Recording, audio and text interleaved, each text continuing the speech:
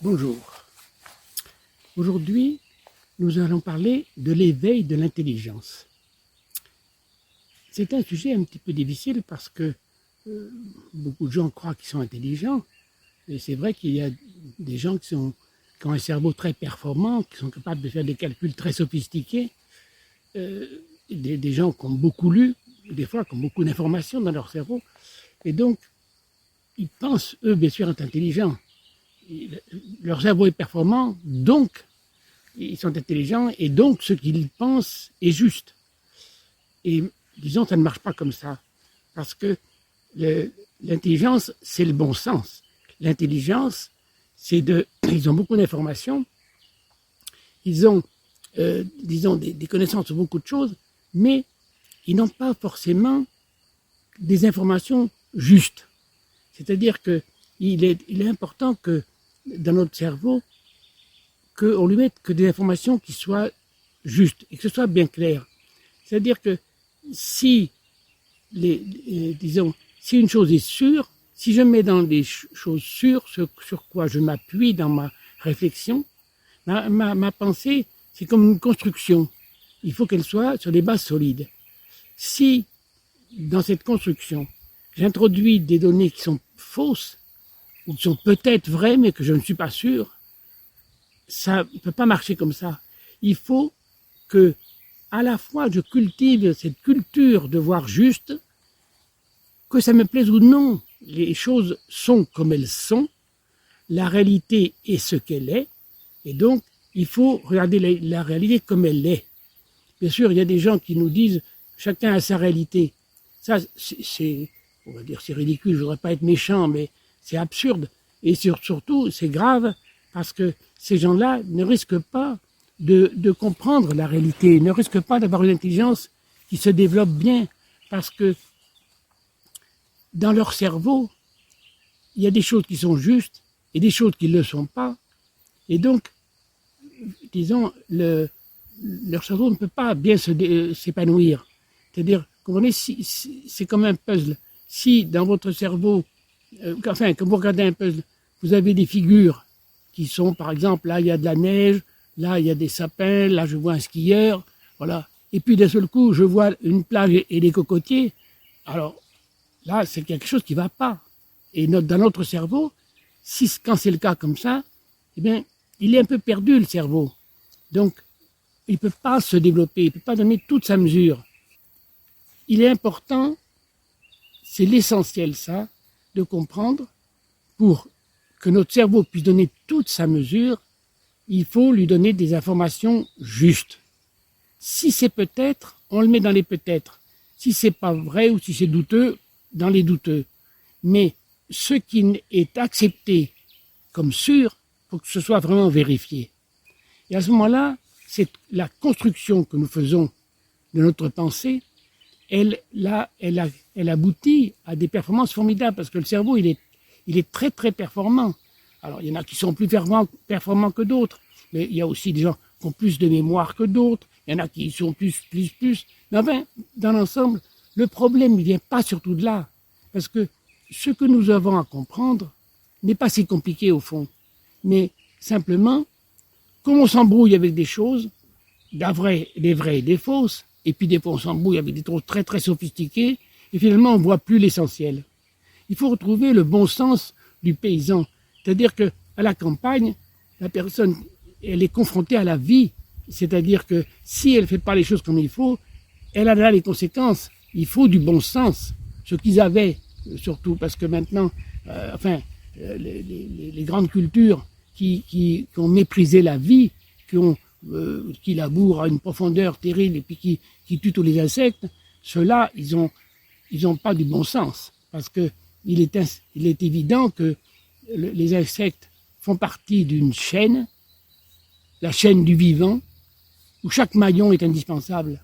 Alors, de croire qu'on va pouvoir, nous, avec des engrais, remplacer le fonctionnement de la vie, c'est absurde. Ça montre bien, avec des gens pourtant des fois qui ont des cerveaux très performants, qui n'ont pas vu l'essentiel. L'essentiel, c'est que nous sommes liés à la vie, nous sommes des vivants et nous devons être intégrés dans le mouvement de la vie. Alors, l'éveil de l'intelligence.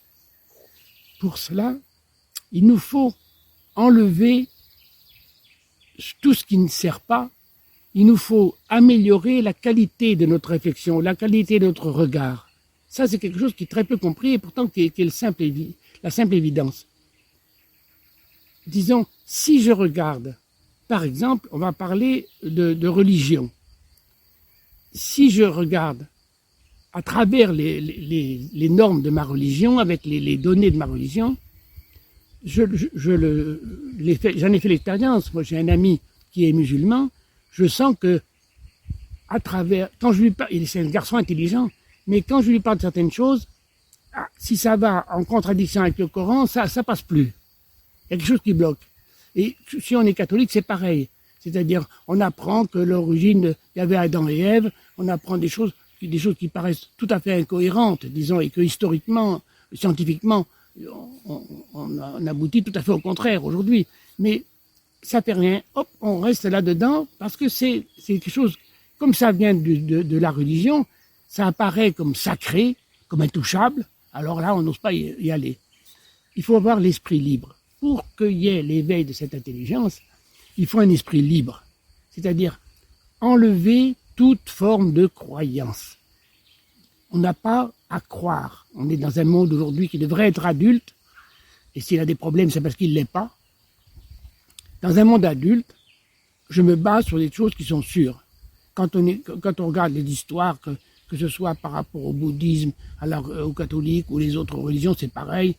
Les 3/4 ont été inventés, arrangés, romancés, mais la réalité, disons, historiquement, on n'a aucune preuve. Alors si on n'a pas de preuve, je ne dis pas que tout soit faux, mais il y a des choses qui sont justes. Mais voilà. Donc, basons-nous sur des choses sûres. Donc, enlevons toute forme de croyance. Ça ne veut pas dire enlever toute spiritualité. C'est-à-dire, au contraire, c'est permettre une vraie spiritualité adulte, c'est-à-dire basée, qui ne vient pas en contradiction avec la science. La science, l'existence de Dieu peut être prouvée scientifiquement. Si les scientifiques, souvent, nous disent le contraire, c'est parce qu'eux-mêmes sont bloqués. Tout ce qui est spirituel, ils ne veulent pas en entendre parler. Mais s'il y a du spirituel, et s'il y a de ce qu'on appelle Dieu, mais il faut savoir qu'est-ce qu'on met derrière. Mais enfin, si au coin d'un chemin, je le trouve en face du nez, je ne veux pas l'éviter. Si c'est, il faut l'accepter. Il faut que je sois sûr. Mais si je suis sûr, alors il faut l'accepter. Donc, c'est cette liberté d'esprit qui permet le développement d'intelligence. Là aussi, il y a les conditionnements. On a parlé des religions, on a parlé il y a les habitudes sociales, il y a des vérités qui sont répandues socialement. Est-ce qu'elles sont vraiment logiques? Est-ce qu'elles sont vraiment, elles ont un fondement? Est-ce qu'elles sont en accord avec la vie? Parce que ça aussi, disons, pour que l'intelligence se développe, disons, on est des vivants. On ne peut pas faire autrement. Disons, on ne peut pas se séparer de la vie. Il faut au contraire qu'on comprenne la vie pour trouver notre bonne place dans cette vie. Et à ce moment-là, c'est là qu'on peut s'épanouir, et c'est là que même notre intelligence aussi peut s'épanouir. Parce que le réel, je ne vais pas rencontrer des choses qui sont en contradiction, vous voyez. Tant que je m'appuie sur des choses réelles, tout vient se conforter. Parce que la réalité, c'est un tout. La vie, c'est un tout. Et donc, tout va venir au contraire conforter. Et quand s'il y a quelque chose qui vient en contradiction, il faut que je me méfie. Ou alors c'est que dans les choses que j'avais déjà acquises, je me suis trompé. Ou alors, mais c'est rare parce que si je l'ai mis, c'est parce que c'est du sûr. Donc à ce moment-là, tout vient conforter, tout vient confirmer la pensée. Parce que c'est un tout. Voilà. Donc, très important, enlever les conditionnements, se méfier des conditionnements parce que, disons, à notre insu, depuis qu'on est né, on accumule de l'information, en grande partie avec des conditionnements, et, disons, ils sont d'autant plus dangereux qu'on les acquiert à notre insu, on les intègre à notre insu. Donc, c'est plus difficile après de s'en détacher. C'est pour ça qu'il faut développer un esprit critique, un esprit de discernement. Ce dont on n'est pas sûr, il faut l'enlever. Il faut avoir cet esprit, au fond, on pourrait dire scientifique, mais à condition que ce soit une science libre, c'est-à-dire sans blocage. Voilà. S'il y a des dimensions, s'il y a des choses que je ne comprends pas, mais je vois, j'arrive dans un endroit, il y a une maison construite. Je ne sais pas qui l'a construite, mais je peux être sûr qu'il y a une maison. Et je suis sûr, donc, qu'il y a un constructeur. Je ne le connais pas, ce constructeur. Je ne sais pas ce qu'il voulait faire. Mais enfin, je ne peux pas contester qu'il y a bien eu un constructeur là. La maison ne s'est pas construite par hasard toute seule, avec les portes et les fenêtres. Donc, vous voyez, la spiritualité, il faut l'approcher aussi de cette manière-là. Mais ce n'est pas le sujet d'aujourd'hui. Mais l'intelligence, donc un esprit libre, pas de croyance, éviter les conditionnements, et à ce moment-là, on peut ouvrir, notre cerveau, lui, s'ouvre tout seul à la limite. Il s'ouvre tout seul à la compréhension de la vie, de mille choses, et il y a une espèce d'intuition qui se développe. Il y a une espèce d'intelligence qui est difficile à expliquer comme ça, et disons, parce que presque, vous me comprenez, on ressent, il y a ça, donc automatiquement, les restes des autres, on sent qu'ils doivent être dedans. Voilà. Donc, acceptons, et surtout, enfin, c'est très important pour la société d'aujourd'hui, parce que la société d'aujourd'hui est incapable de se renouveler, de se réformer. Elle rencontre des problèmes qu'elle n'arrive pas à résoudre, parce que on veut, d'abord, on obéit à des intérêts, on base nos croyances, on base notre pensée sur beaucoup de croyances, des choses qui n'existent pas. Et donc, tout ça, c'est des formatages qui nous empêchent de retrouver le bon sens. Alors, surtout, voilà, éveillons notre intelligence, c'est notre intérêt, mais aussi c'est une nécessité pour le monde. Parce que un monde infantile comme le nôtre est en danger. Il est en danger parce qu'il est infantile. Il est en danger parce que des tas de gens se satisfont avec des histoires de chacun sa réalité. C'est très grave. Pendant ce temps-là, les choses réelles continuent à se dégrader.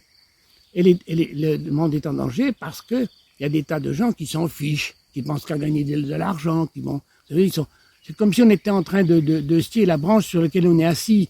Mais même tu t'intéresses qu'à l'argent. Mais un jour, quand ça va s'écrouler, tu vas t'écrouler avec. Donc, surtout, fini l'obscurantisme, fini, disons, les blocages, on s'ouvre, et à ce moment-là, la vie devient passionnante. Voilà. Merci. Au revoir.